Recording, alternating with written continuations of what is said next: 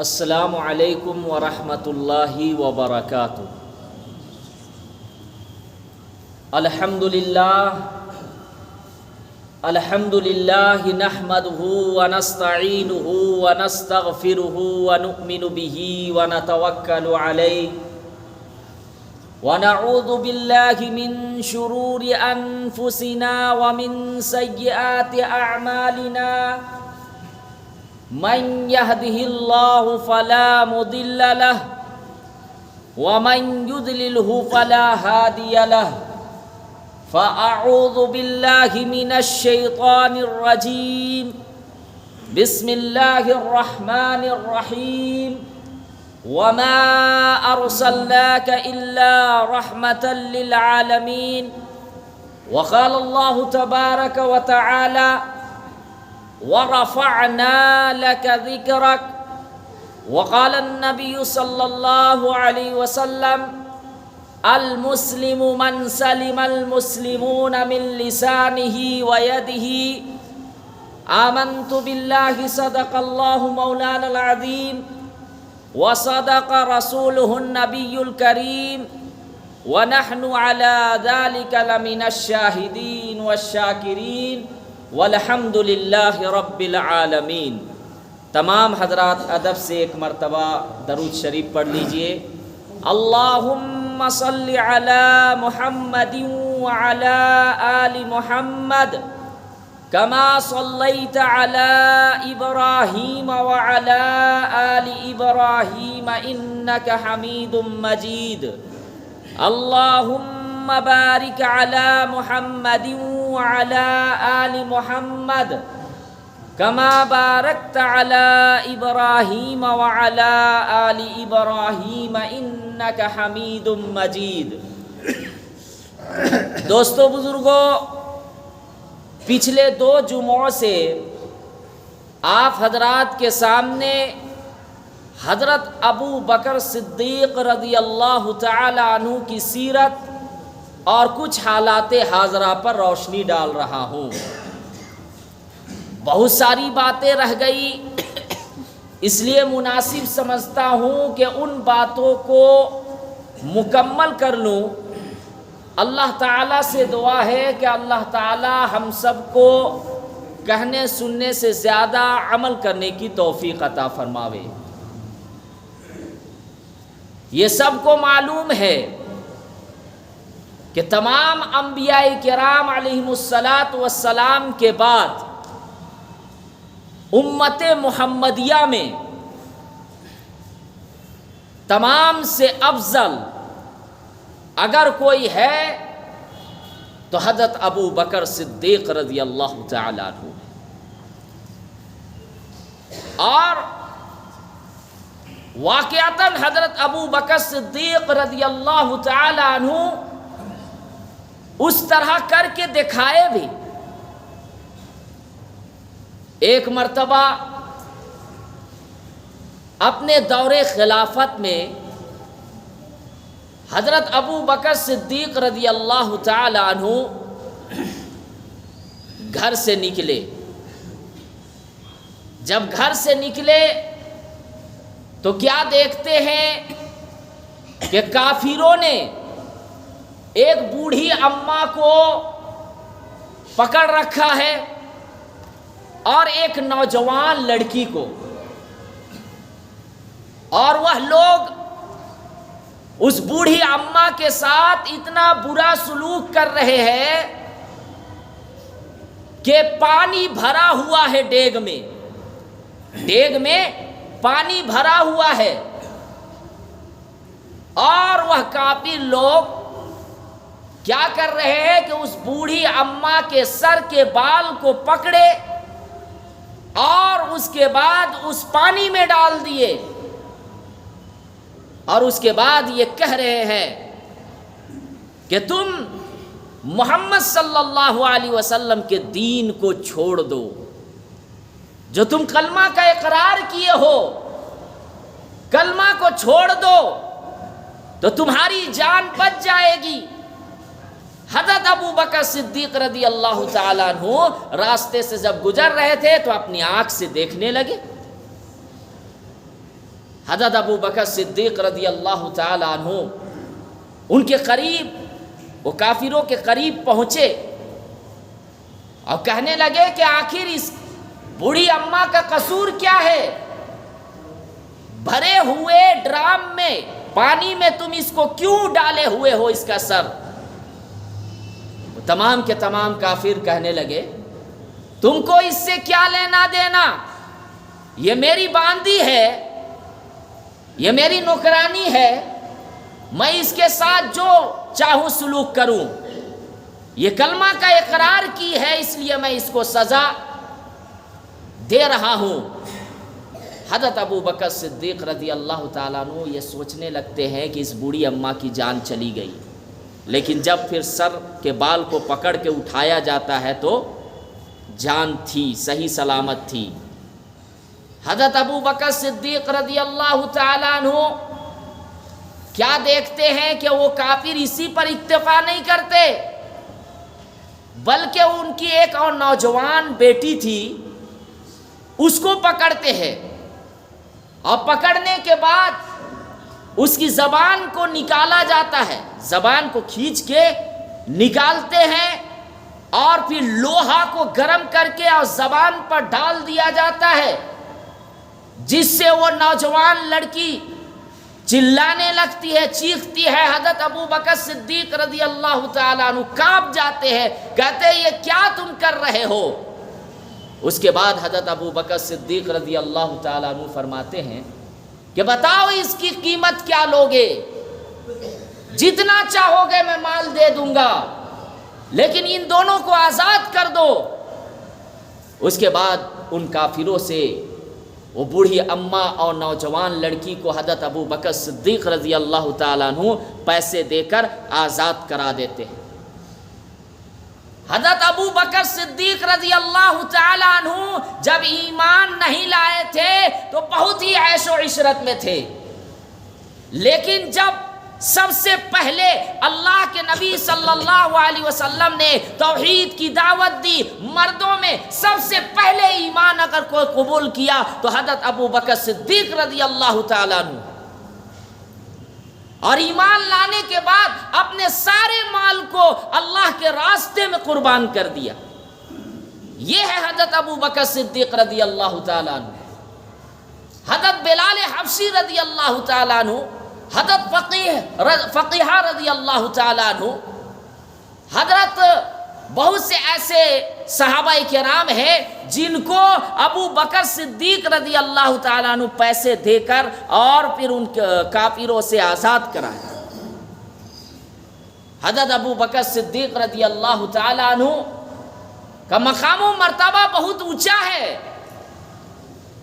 تمام صحابہ کرام کا مقام و مرتبہ بہت اونچا ہے۔ ایک موقع پر اللہ کے نبی صلی اللہ علیہ وسلم نے ارشاد فرمایا کہ میرے جتنے بھی اصحاب ہیں، جتنے بھی ساتھی ہیں، تمام کے تمام ستارے کی مانند ہیں، جن کی بھی اقتدا کرو گے راستہ پا جاؤ گے۔ ہم کسی صحابی کا مقام و مرتبہ کم نہیں کرتے، لیکن اتنی بات جو ضرور ہے کہ جس صحابی کو اللہ کے نبی صلی اللہ علیہ وسلم نے جس درجے پہ رکھا ہے ہم اسی درجے پہ رکھتے ہیں، ہم اسی درجے پہ رکھتے ہیں۔ حضرت ابو بکر صدیق رضی اللہ تعالیٰ عنہ اس وقت کو یاد کرے کہ صرف اللہ کے نبی صلی اللہ علیہ وسلم کے ساتھ یعنی ملا کر 14 ایمان والے تھے۔ مکہ کے سرزمین پر اللہ کے نبی صلی اللہ علیہ وسلم کو ملا کر، اللہ کے نبی تو نبی ہے، ان کو ملا کر صرف 14 ایمان والے تھے آسمان اور زمین کے درمیان۔ اس وقت حضرت ابو بکر صدیق رضی اللہ تعالیٰ عنہ اللہ کے نبی صلی اللہ علیہ وسلم کے پاس آتے ہیں اور عرض کرتے ہیں کہ اللہ کے نبی صلی اللہ علیہ وسلم آپ اجازت دیجئے، ہم بیت اللہ میں اللہ کی مقدس کتاب کی تلاوت کرنا چاہتے ہیں، قرآن مقدس کی تلاوت کرنا چاہتے ہیں۔ اللہ کے نبی حضرت محمد صلی اللہ علیہ وسلم نے کہا کہ تم کیسے جاؤ گے؟ تمام کے تمام لوگ وہاں گھرے ہوئے ہیں، تمام لوگ وہاں بیٹھے ہوئے کفار تمہیں تکلیف پہنچائیں گے۔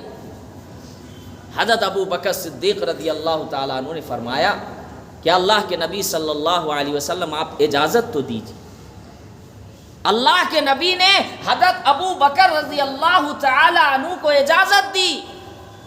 حضرت ابو بکر صدیق رضی اللہ تعالیٰ عنہ بیت اللہ پہنچتے ہیں، اور صرف اللہ کے نبی صلی اللہ علیہ وسلم اجازت نہیں دیتے بلکہ خود ساتھ بھی جاتے ہیں۔ صدارت اللہ کے نبی صلی اللہ علیہ وسلم کر رہے ہیں، ان کی صدارت میں حضرت ابو بکر صدیق رضی اللہ تعالیٰ عنہ قرآن مقدس کی تلاوت بیت اللہ میں کر رہے ہیں۔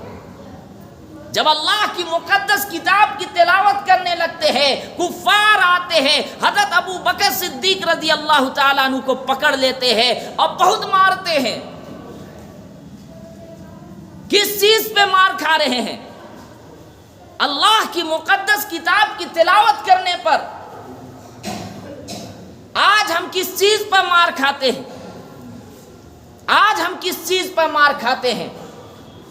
شراب پینے پر، زنا کرنے پر، چوری کرنے پر، قتل کرنے پر، بڑے بڑے کبائر گناہ کرنے پر۔ حضرت ابو بکر صدیق رضی اللہ تعالیٰ عنہ غور کرے کہ تمام کے تمام کفار موجود ہیں وہاں، اور اس کے بعد بیت اللہ میں قرآن کی تلاوت کر رہے ہیں، اس کے وجہ سے ان کو مار پڑ رہی ہے۔ اللہ کے نبی صلی اللہ علیہ وسلم اپنی آنکھوں سے یہ ماجرا دیکھے اور حضرت ابو بکر صدیق رضی اللہ تعالیٰ عنہ کے لیے دعا کرتے ہیں کہ اللہ، میں ان سے راضی ہوں، آپ بھی اس سے راضی ہو جاؤ۔ میں بھی راضی ہوں حضرت ابو بکر صدیق سے، یا اللہ تو بھی اس سے راضی ہو جا۔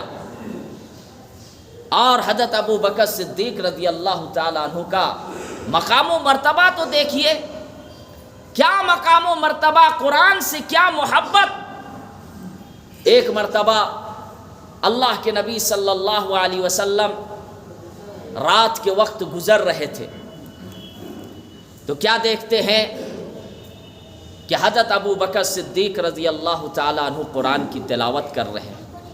حضرت ابو بکر صدیق رضی اللہ تعالیٰ عنہ قرآن کی تلاوت آہستہ کر رہے ہیں، آہستہ آواز میں، اور اللہ کے نبی صلی اللہ علیہ وسلم نے حضرت ابو بکر صدیق رضی اللہ تعالیٰ عنہ کے قریب پہنچے، اور جب قرآن کی تلاوت سے فارغ ہوئے رات کے وقت، تو اللہ کے نبی صلی اللہ علیہ وسلم نے حضرت ابو بکر سے پوچھا کہ تم اتنی آہستہ آواز میں کیوں قرآن کی تلاوت کر رہے؟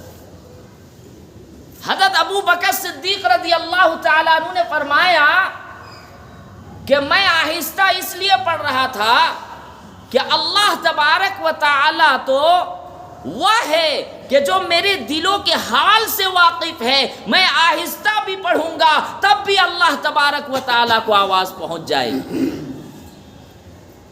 اس ذات کو بلند آواز کی ضرورت نہیں ہے جس ذات کو میں سنا رہا ہوں، یعنی اللہ۔ اللہ تو وہ ہے، اللہ فرماتا ہے واللہ علیم بذات الصدور، کہ جو انسان کے دل پر باتیں ہیں اللہ اس کو جانتا ہے۔ پھر اللہ کے نبی صلی اللہ علیہ وسلم تھوڑے سے اور آگے بڑھتے ہیں، تو حضرت عمر رضی اللہ تعالیٰ عنہ بلند آواز سے قرآن کی تلاوت کر رہے ہیں۔ اللہ کے نبی صلی اللہ علیہ وسلم نے پوچھا حضرت عمر سے کہ تم بلند آواز سے قرآن کی تلاوت کیوں کر رہے ہیں؟ حضرت عمر رضی اللہ تعالیٰ عنہ نے جواب وہ بھی بہت اچھا دیے کہ میں سونے والے کو جگا رہا ہوں کہ وہ بھی اللہ کی مقدس کتاب کی تلاوت کرے۔ وہ غافل کی نیند میں سوئے ہوئے ہیں، بے پرواہ ہے، قرآن کی تلاوت نہیں کر رہے ہیں، اس لیے میں بلند آواز سے پڑھ رہا ہوں تاکہ انسان دیکھے اور قرآن کی اہمیت کو سمجھے، وہ بھی پڑھے۔ جواب دونوں کا اپنی جگہ میں صحیح ہے، درست ہے۔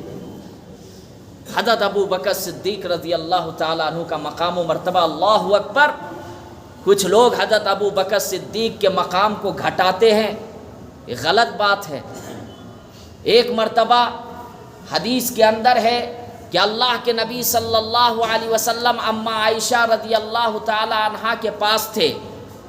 اماں عائشہ رضی اللہ تعالیٰ عنہا بھی ساتھ میں بیٹھی ہوئی تھی کہ اماں عائشہ رضی اللہ تعالیٰ عنہا آسمان کی طرف نظر کرتی ہے اور اس کے بعد اللہ کے نبی صلی اللہ علیہ وسلم سے عرض کرتی ہے کہ اللہ کے نبی، یہ آسمان پر جتنے ستارے ہیں اس سے بھی زیادہ کسی کی نیکیاں ہیں، اس سے بھی زیادہ کسی کی نیکیاں ہیں. اللہ کے نبی صلی اللہ علیہ وسلم نے فرمایا، اے عائشہ سن لو، یہ آسمان پر جتنے ستارے ہیں ان ستاروں سے زیادہ، سمندر کے قطرات سے زیادہ اور پہاڑ کے جو پتھر ہیں ان سے بھی زیادہ، ان سے بھی زیادہ نیکیاں اگر کسی کی ہے تو حضرت عمر فاروق رضی اللہ تعالیٰ عنہ کی. یعنی یہ آسمان کے ستارے جتنے ہیں ان تمام ستاروں سے زیادہ اگر کسی کی نیکیاں ہے تو حضرت عمر فاروق رضی اللہ تعالیٰ عنہ کی. تو اماں عائشہ رضی اللہ تعالیٰ عنہ تھوڑا سا مایوس ہو جاتی. اس کے بعد عرض کرتی ہے، میرے ابو، یعنی میرے ابو کا مقام و مرتبہ پوچھ رہی ہے. اللہ کے نبی صلی اللہ علیہ وسلم مسکراتے ہیں اور کہتے ہیں، عائشہ تمہیں معلوم نہیں کہ تمہارے ابو جو غار حرا میں 3 راتیں گزارے، وہ 3 رات اور حضرت عمر رضی اللہ تعالیٰ عنہ کی پوری زندگی کی نیکیاں ان 3 راتوں کا مقابلہ نہیں کر سکتی. اللہ اکبر. حضرت ابو بکر صدیق رضی اللہ تعالیٰ عنہ جو غار میں 3 دن 3 راتیں جو گزارے، ان 3 دن کا مقابلہ حضرت عمر رضی اللہ تعالیٰ عنہ کی پوری زندگی کی نیکیاں مقابلہ نہیں کر سکتی. یہ ہے حضرت ابو بکر صدیق رضی اللہ تعالیٰ عنہ کا مقام و مرتبہ.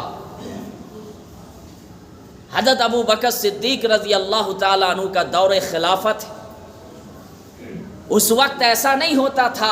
آج ہم الیکشن سے پہلے خوب جاتے ہیں، لوگوں سے ملتے ہیں کہ ہمیں جتاؤ، ہم تمہارا فلاں کام کر دیں گے، سڑک بنا دیں گے، نالی بنوا دیں گے، یہ پیسہ دلوا دیں گے. جیسے ہی جیتتے ہیں پھر کوئی پوچھنے والا نہیں. صحابہ کے دور پہ یہ نہیں ہوتا تھا. یہ نہیں کہ پردھان منتری بن گئے یا اور لیڈر بن گئے تو پھر بھول گئے. صحابہ کے دور میں دور حکومت اگر ہوتی تھی تو راتوں میں جائزہ لیتے تھے، گشت لگاتے تھے کہ کہیں میری حکومت میں کوئی بھوکا تو نہیں سویا ہے، کسی کے گھر میں چولہا تو نہیں جلا، کہیں ایسا تو نہیں کہ میری حکومت میں کوئی ناانصافی تو نہیں ہو رہی ہے، کوئی لوٹ مار، کوئی چوری چماری تو نہیں ہو رہی ہے، میری حکومت میں کہیں شرابوں کا اڈا تو نہیں چلایا جا رہا ہے. یہی صحابہ کرام تھے کہ ایک دور میں شراب پیتے تھے. جب قرآن میں اس کے بارے میں حرمت کا حکم نہیں آیا تھا، حرام کا، اس سے پہلے صحابہ کرام میں سے بعض صحابہ کرام ایسے تھے جو شراب پیتے تھے. لیکن جب اللہ کا حکم آیا اور شراب کو حرام کر دیا گیا، مدینے میں تمام لوگ شراب کو بہا دیے. اس طرح بہائے کہ تمام نالیوں میں شراب ہی شراب پائے جاتے تھے. تمام کے تمام لوگ شراب کو بہا دیا، کبھی زندگی میں انہوں نے شراب نہیں پی. یہ تھے صحابہ کرام. ہمارے طرح نہیں کہ ہم آئے، جمعہ میں بیان سنے، باہر نکلے اور اس کے بعد سب بھلا گئے. صحابہ کرام مجلس میں بیٹھتے تھے تو ایسا لگتا تھا کہ صحابی خود کہتے تھے کہ اللہ کے رسول صلی اللہ علیہ وسلم، جب میں آپ کی مجلس میں بیٹھتا ہوں ایسا لگتا ہے کہ میں جنت کو دیکھ رہا ہوں اپنی آنکھوں سے. ایسا لگتا ہے جیسے جہنم کو دیکھ رہا ہوں. دیکھتے نہیں تھے لیکن اللہ کی ڈر، اللہ کا خوف، جنت کا قرآن کی آیات جب ان کے سامنے سنائی جاتی تھی تو وہ ایسا لگتا تھا کہ جنت میری آنکھوں کے سامنے میں. حضرت ابو بکر صدیق رضی اللہ تعالیٰ عنہ کا دور خلافت ہے. ایک بوڑھی اماں ہے، نابینا ہے، اولاد بھی نہیں، شوہر بھی نہیں. حضرت ابو بکر صدیق رضی اللہ تعالیٰ عنہ کا روزانہ کا معمول یہ تھا کہ ان کے گھر پر جاتے تھے اور پورے گھر کا کام کر دیتے تھے. حضرت ابو بکر صدیق رضی اللہ تعالیٰ عنہ بادشاہ حکومت کر رہے ہیں، ایک نابینا بوڑھی ہے اور ان کے گھر میں جا کر ان کا کپڑا دھل دے رہے ہیں، پانی باہر سے لا دے رہے ہیں، اناج کی ضرورت ہے اناج لا دے رہے ہیں. آج آپ سوچیں کتنے ایسے مالدار ہیں جو یہ کام کر رہے ہیں. کہیں ہم نے غور نہیں کیا کہ یہ ہمارا قصور ہے؟ اگر ہر محلہ میں، ہر شہر میں جو مالدار حضرات ہیں، اللہ نے جن کو مال سے نوازا، آپ پورا مال مت خرچ کیجئے، کم سے کم زکوٰۃ اگر آپ صحیح سے نکال دے ہوئے تو میں گارنٹی کے ساتھ کہتا ہوں کہ محلہ شہر میں کوئی غریب نہیں رہے گا. کسی کو باہر جانے کی ضرورت نہیں ہوگی، مدارس کو مانگنے کی ضرورت نہیں ہوگی مدارس والے کو. یہ ہمارا قصور بھی ہے کہ ہم نے ان کو مانگنے پر مجبور کر رہا. ہم صحیح سے زکوٰۃ صدقات وغیرہ نہیں نکالتے، اس کے وجہ سے ہماری مائیں بہنیں بھی نکل رہی ہے. اور اللہ حفاظت فرماوے جب ان کو نہیں ملتا تو پھر وہ غلط راستے اختیار کر لیتے ہیں، پھر وہ چوری کرتے ہیں، پھر وہ قتل کرتے ہیں، خون خرابہ کرتے ہیں، اس وجہ سے کہ ہم نے ان کا حال خیریت دریافت نہیں کیا، ان کے گھر میں جا کر ان کے گھر کا جائزہ نہیں لیا. اس وجہ سے یہ فسادات ہوتے ہیں. لیڈر کو بھی، حکمراں کو بھی چاہیے کہ آس پاس کے لوگوں کا، تمام نیچے اپنے نیچے والوں کا خیال کرے کہ کون ہمارے محلے میں، ہمارے شہر میں ایسے ہے جو غریب ہے، جو یتیم ہے، جو تعلیم حاصل نہیں کر رہے ہیں، جو بیمار ہیں، علاج کے لیے پیسے کی ضرورت ہے، ایسے لوگوں کو ہم مدد کریں. حضرت ابو بکر صدیق رضی اللہ تعالیٰ عنہ کا روزانہ کا معمول یہ تھا کہ وہ بوڑھی اماں کے گھر جاتے تھے اور اس کے بعد کب جاتے تھے؟ فجر کی نماز سے پہلے. فجر کی نماز سے پہلے جاتے تھے تاکہ لوگ نہ دیکھ پائے، اور جانے کے بعد گھر کا سارا کام کر دیتے تھے، پانی لا دیتے تھے، اناج اگر گھٹ جاتا تھا تو اناج جو ہے لا دیتے تھے، خود سے کپڑا دھل دیتے تھے. ایک مرتبہ حضرت عمر فاروق رضی اللہ تعالیٰ عنہ گزر رہے تھے وہیں سے، کیونکہ حضرت عمر رضی اللہ تعالیٰ عنہ کی ہر وقت خواہش یہ تھی کہ ہم ابو بکر سے آگے بڑھ جائیں، ابو بکر سے آگے بڑھ جائے. اس نیت پر نہیں، آج تو ہم آگے بڑھتے ہیں تو کس میں؟ اچھا یہ 5 منزلہ بلڈنگ بنایا ہے، میں 10 منزلہ بناؤں گا اس پر. اچھا یہ گاڑی لیا ہے، میں اس سے اعلیٰ اور اچھی گاڑی لوں گا.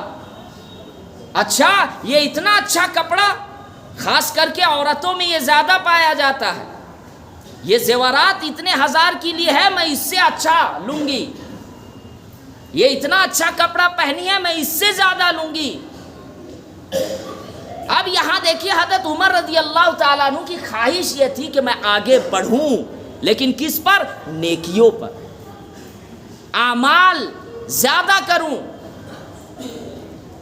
اب حضرت عمر رضی اللہ تعالیٰ عنہ گزر رہے ہیں، وہی بوڑھی اماں نابینا ہے، کوئی اولاد نہیں ہے، شوہر نہیں ہے. حضرت عمر رضی اللہ تعالیٰ عنہ پہنچتے ہیں فجر کی نماز کے بعد اور کہتے ہیں کہ بوڑھی اماں کو سلام کرتے ہیں اور کہتے ہیں کہ بوڑھی اماں کوئی میرے لائق خدمت ہو تو بتائیں، پانی وغیرہ لا دوں، کچھ اناج وغیرہ لا دوں؟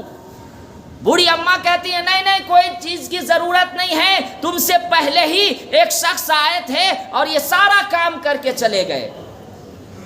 حضرت عمر رضی اللہ تعالیٰ عنہ حیران ہو گئے کہ مجھ سے پہلے کون ایسا شخص آیا اور سارا کام کر کے چلا گیا. دوسرے دن پھر جو ہے وہ فجر کی نماز سے پہلے آئے. پھر سلام کیا اور کہے کوئی میری خدمت کے لائق ہو، کوئی ایسا کام ہو جو میں کر دوں؟ اندر سے آواز آتی ہے کہ نہیں، ایک شخص آئے تھے اس سے پہلے سارا کام کر کے چلے گئے۔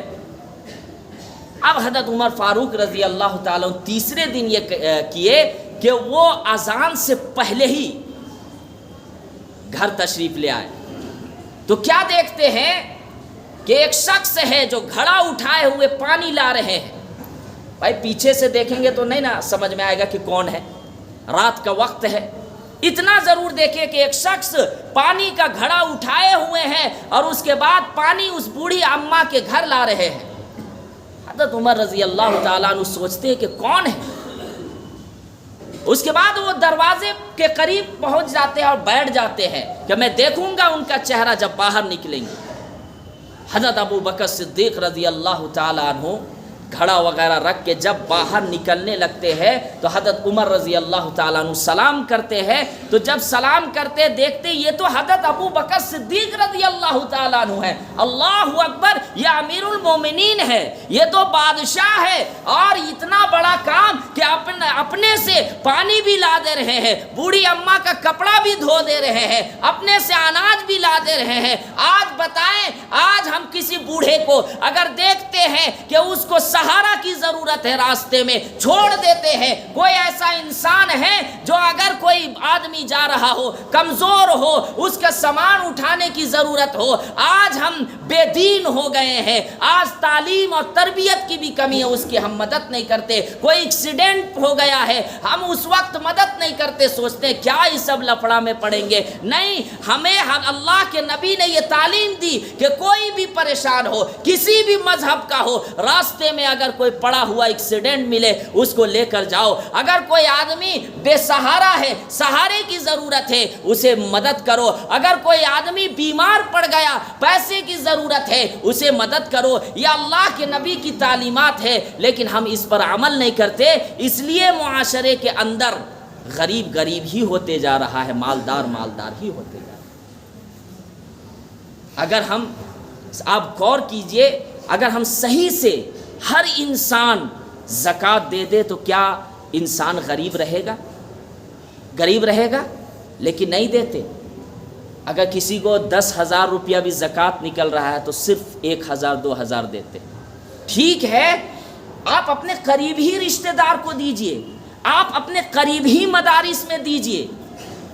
اگر ہر شہر میں یہ چیز ہو جائے کہ ہم اپنے قریبی لوگوں کو دیں گے تو پھر باہر جانے کی ضرورت نہیں انشاءاللہ۔ اللہ تعالیٰ سے دعا ہے کہ اللہ تعالیٰ ہم سب کو کہنے سننے سے زیادہ عمل کرنے کی توفیق عطا فرماوے۔ وآخر الدعوانا ان الحمدللہ رب العالمین۔ جو حضرات سنت نہیں پڑھے وہ سنت